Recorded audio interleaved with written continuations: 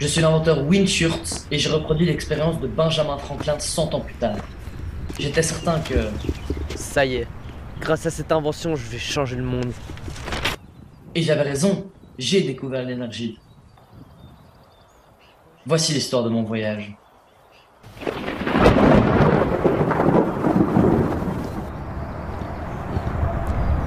Ça va? Pas trop secoué? Allez, on va pas rester là 10 ans. Hein. Bon, je suis Christine, de l'avant-garde du BPCP, Bureau des préventions des catastrophes du passé. Et voici ma collègue Xavier. Vous venez de vivre un saut temporel. Vous étiez sur le point de faire une découverte phénoménale qui allait changer à jamais la face du monde. C'est pour ça qu'il est du devoir du futur de vous informer sur vos actions. Vous devez signer ici pour clause de confidentialité. Vous m'écoutez? On me propose un voyage dans le futur. Un voyage dans le futur? C'est exact.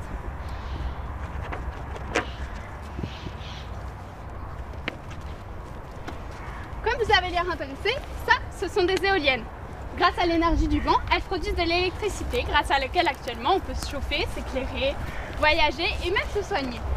Mais ce n'est pas suffisant. C'est pour ça qu'il existe d'autres manières de produire de l'électricité, comme les énergies fossiles, l'énergie nucléaire, etc. Il existe aussi l'énergie que tu utilises quand tu marches, l'énergie biochimique et l'énergie mécanique. J'ai très envie de t'en parler davantage. Elle nous permet aussi d'utiliser ce genre de choses. Ah, très intelligent hein, celui-là. Bon, tu vois ces grandes palmes là?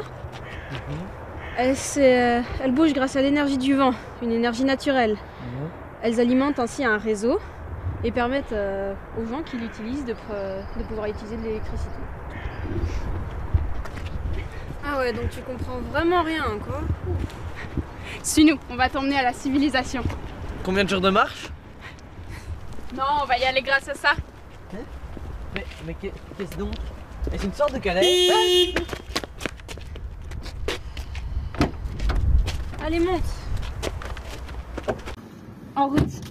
Elle fonctionne comment au juste cette machine? Ah, c'est un bon exemple d'utilisation d'énergie. Ce que tu as découvert. La voiture roule grâce à une réaction de combustion qui entraîne un mouvement mécanique.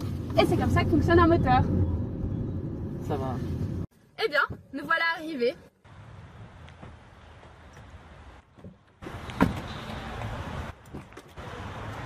Voici l'avenir des villes.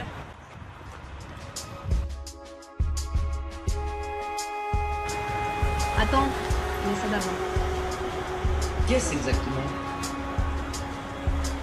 On t'expliquera après ta balade. L'énergie, c'est l'électricité, le gaz, le soleil. Le vent. C'est une bonne question. L'énergie, c'est quoi? Dans le contexte humain, par exemple, quand on sent l'énergie de quelqu'un. Il y a toute l'énergie qu'on peut sortir des minéraux qu'on extrait. Alors l'énergie, c'est pour moi une source vitale qui habite voilà, chacun de nous. C'est plutôt ça concerne l'âme pour moi l'énergie.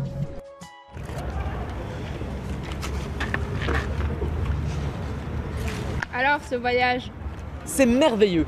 Le monde bouge dans tous les sens. Les gens sont propres. Il y a même des lave-mains tous les 3 mètres. Un truc que je comprends pas, c'est ce masque. Et quand je posais la question, personne n'a voulu me répondre. Mais en même temps, je les comprends. Ça a l'air si passionnant leur boîte lumineuse. Un autre truc que je comprends pas, c'est pourquoi vous vous appelez Bureau de prévention des catastrophes. Je veux dire, ce monde il est incroyable. Vous devrez en parler à votre chef. Ça ne vous sied pas.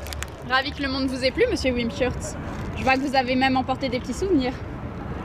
Ouais, je suis désolé. Mais je pouvais pas rater l'occasion. Tout ça ne m'a coûté que 5 sous. Ne soyez pas dupe, monsieur Inschmurt. Les humains du XXIe siècle sont experts quand il s'agit de cacher les points négatifs. Ce que vous voyez, ce n'est que la partie émergée de l'iceberg. Et à quoi en dessous? Tenez. L'énergie, c'est la grandeur physique qui caractérise l'effet d'une force. Elle est indispensable actuellement. C'est le moteur de toutes nos technologies.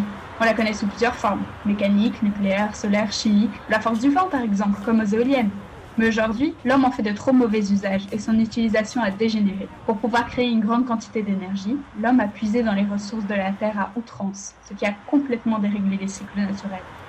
Les océans se sont acidifiés, le nombre de forêts a chuté, le taux de CO2 dans l'atmosphère a augmenté et créé un effet de serre.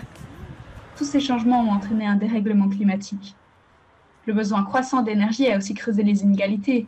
Regardez-vous, les choses que vous portez ne vous ont coûté que quelques sous. Cette accessibilité a mené à une surconsommation. On pourrait encore parler de la famine dans le monde, du gaspillage alimentaire. Stop! Je ne peux pas, je ne veux pas. Ma découverte, ça... Je ne peux pas laisser ma découverte ruiner le monde. J'espérais que vous diriez ça.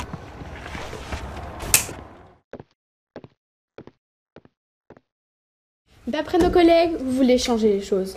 Ici, c'est l'endroit. On va vous montrer comment mieux utiliser l'énergie. En somme, on est mal. Des pistes de solutions, chers collègues?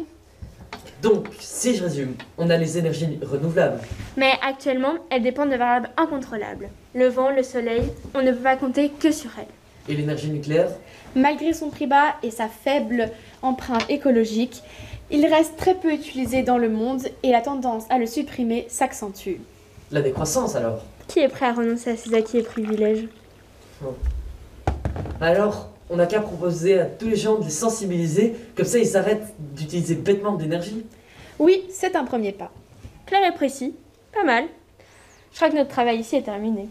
Et je crois que votre temps arrive à sa fin, monsieur. C'est dommage, vous allez me manquer. Merci de m'avoir appris tout ça. Allez,